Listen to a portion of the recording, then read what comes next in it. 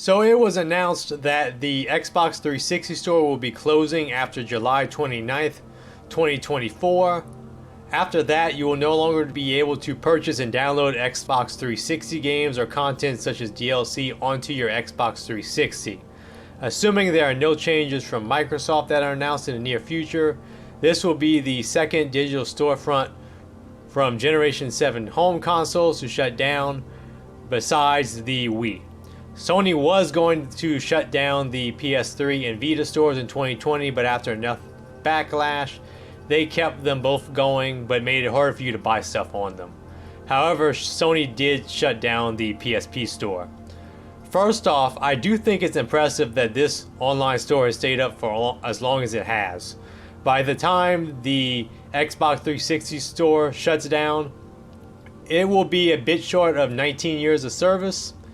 That's much better than Nintendo with the Wii, and it even outlasted the 3DS and Wii U eShops. However, this is still a blow to video game preservation. Yes, Microsoft has been able to make some of these games available through their backwards compatibility program over the years. However, there are games that are gonna be left behind that haven't gotten this re-release treatment from the backwards compatibility program. That is the main problem with depending on these old storefronts to stay open. It's just not cost effective for Nintendo, Sony, and Microsoft to keep these stores open for more than 10 to 15 years. So they end up shutting them down eventually. The PS3 and Vita stores will suffer the same fate soon as well, I'm sure. And then what happens? Tons of games no longer on the market.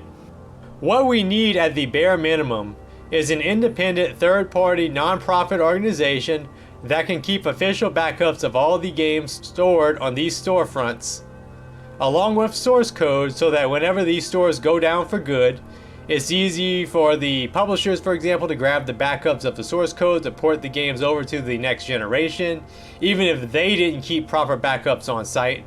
It would also be helpful in case the original developer of a game goes bankrupt, as well as the publisher, because the games would still be preserved in that case. Even more important is that working with an organization like this should be absolutely mandatory in order to release a game on any digital storefront, regardless of console. If Nintendo, Sony, and Microsoft cooperated with such an organization and would require third-party publishers to cooperate as well in order to sell their games digitally on their storefronts, that would be a step forward, because so many game companies have lost source code over the years for classic games that it's honestly ridiculous. Sega is an example of this. It's been long rumored that almost none of the source code from their Sega Saturn games remain, and Square Enix has had issues with finding old source code as well in the past, which has been acknowledged in articles. I'll have a link to one in the description. That doesn't quite solve the problem of making sure that these games are kept available to the public through legal avenues, but it would at least be a start.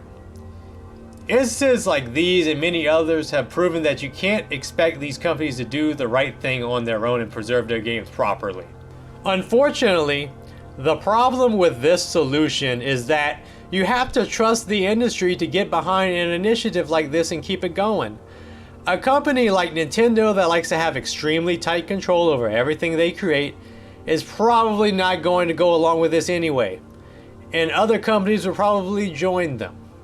Also, the organization that would be doing the preservation would have to run a very tight ship in the first place. If they screw up and suffer significant data losses or breach due to incompetence, the publishers are not going to trust them going forward. Also, if they can't keep internal leaks from happening, they're screwed.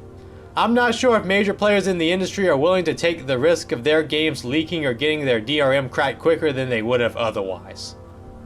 Now, I think the best solution overall would be to have some sort of ROM store, like having an iTunes or Bandcamp for retro gaming that's DRM free. However, I don't think that'll happen anytime soon, if ever. As I mentioned already in my previous video on why game preservation doesn't matter to the industry as a whole, many of these companies do not respect the consumer and do not care about their back catalogs, which is also another reason why I don't think they'll support an organization dedicated to backing up digital games either. But going back to the 360, if you still have an Xbox 360, buy whatever you want to buy digitally as soon as you can that you can't find anywhere else especially. Focus on those games. If there's already a game that's out on Steam, you might not worry about it quite as much. But either way, don't wait until it's too late to get something that you want off the 360 store. And that is going to be it for this video. For any of you that still own a 360, when was the last time you bought a game from his digital store? What do you think the solution to this problem is, i.e. the problem of these digital storefronts shutting down? Let me know in the comments. Also, a special shout out to Bruno Ribas for letting me know about this in the comments of my previous game preservation video, even before I saw it in the news. Thank you for watching, and I'll see you again soon.